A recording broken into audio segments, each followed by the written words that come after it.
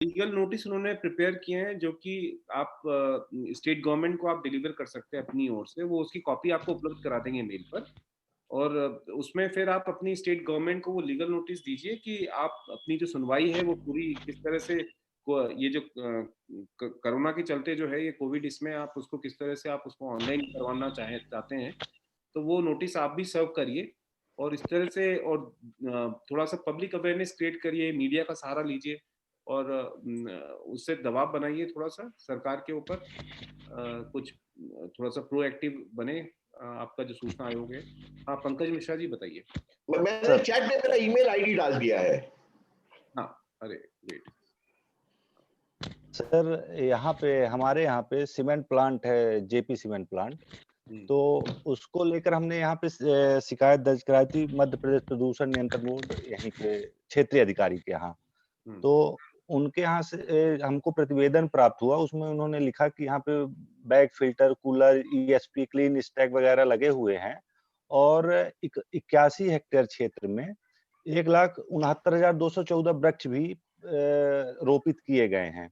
तो हमने उनसे सूचना के अधिकार में इसका निरीक्षण करने के लिए लिखा, तो उन्होंने आवेदन पे मना कर दिया। उसका हमने प्रथम अपील कर दिया।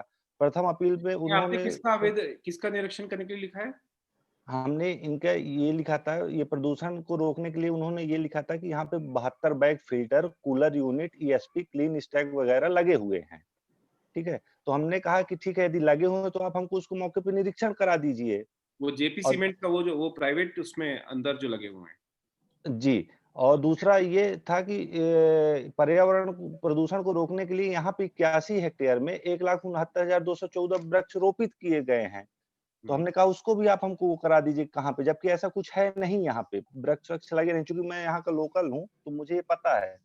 तो विभाग के ऊपर ये मतलब ये गलत या तो इन्फॉर्मेशन दे रहे हैं और ये हमको निरीक्षण के लिए भी नहीं करवा रहे हैं। तो सर इसके लिए क्या किया जा सकता है?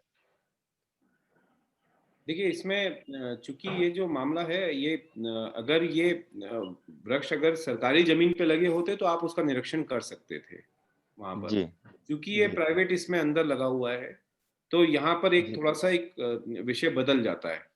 तो मुझे लग अच्छा, रहा है कि इसमें आपको एक तो आपको ये डाउट है कि जो पॉल्यूशन बोर्ड के कंप्लायंस में जो व्यवस्था होनी चाहिए वो व्यवस्था वैसी नहीं नहीं है सर।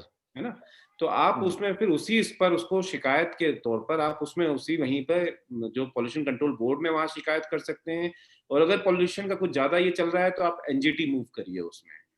जी, जी सर। एनजीटी में मूव करिए, बताइए कि ये बिल्कुल वॉल्यूशन किया जा रहा है यहाँ पर और उस वजह से यहाँ पर प्रदूषण बढ़ता जा रहा है। उसके आप उसका अपने जो मानक है वहाँ पर जो जो स्टैंडर्ड जो रिपोर्ट आती है उस रिपोर्ट को आप इनक्लोज करिए और एनजीटी में मूव करिए तो उससे उसमें फिर ये व्यवस्था में फर्क आएगा।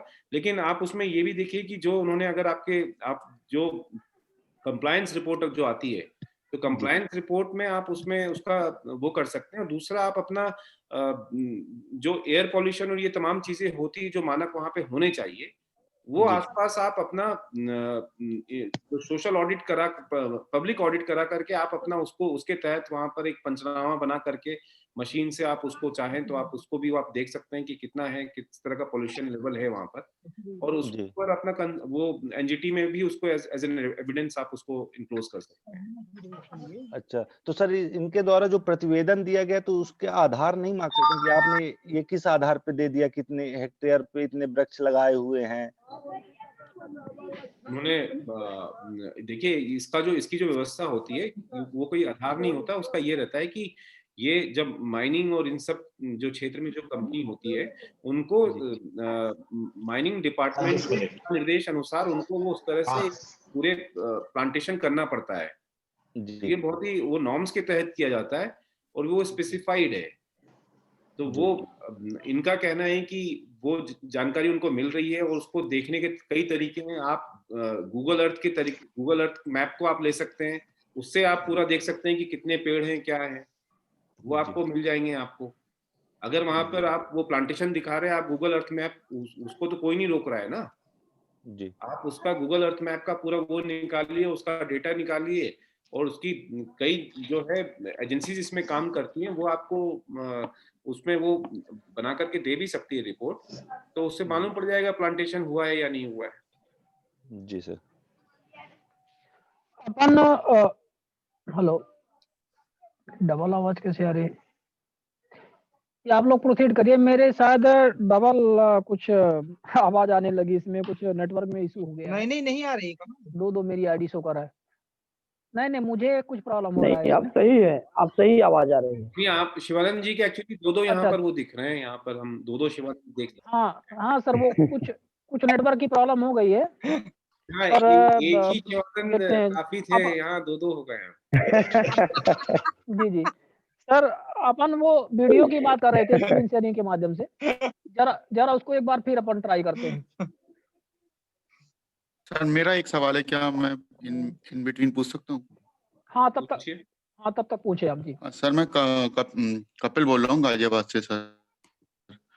सर सवाल ये है कि एक डिस्ट्रिक्ट प्रोबेशन ऑफिसर को एक लेटर भेजा था, तो उन्होंने ये कहा कि वो पेपर लेटर आपका गुम हो गया, या वो उन्होंने कहा कि हमें नहीं मिला है। तो क्या हम उनके रिकॉर्ड, क्योंकि सारे ऑफिस में एक रिकॉर्ड होता है कि कौन कौन से लेटर किस दिन आए, ऐसा हम चेक कर सकते हैं आरटीआई के तहत? बिल्कुल, आप डिस्पैच रजिस्टर की पूरी कॉपी ले सकते हैं उस पर्टिकुलर टाइम पीरियड की, कि भाई जो भी 1 महीने का टाइम पीरियड है या 10 दिन का टाइम पीरियड है, आपको ये लग रहा है कि जिसमें वो अगर वो अंदर आया है, तो आप आवक रजिस्टर की पंजी होती है, जिसको आवक पंजी बोलते हैं, आप इन्वर्ट रजिस्टर जो होता है उसकी आप रिकॉर्ड ले सकते हैं। अगर वो रिकॉर्ड बाहर गया है तो जावक में होगा, तो जावक की पंजी आप ले सकते हैं, तो उसमें आप उसका वो ट्रैक कर सकते हैं कि उस पर्टिकुलर डेट पर वो जो पर्टिकुलर लेटर है वो आया कब है और कब गया है, वो इन्फॉर्मेशन आपको मिल एक्चुअली जाएगी। सर उन्होंने वो तो उन्होंने देने से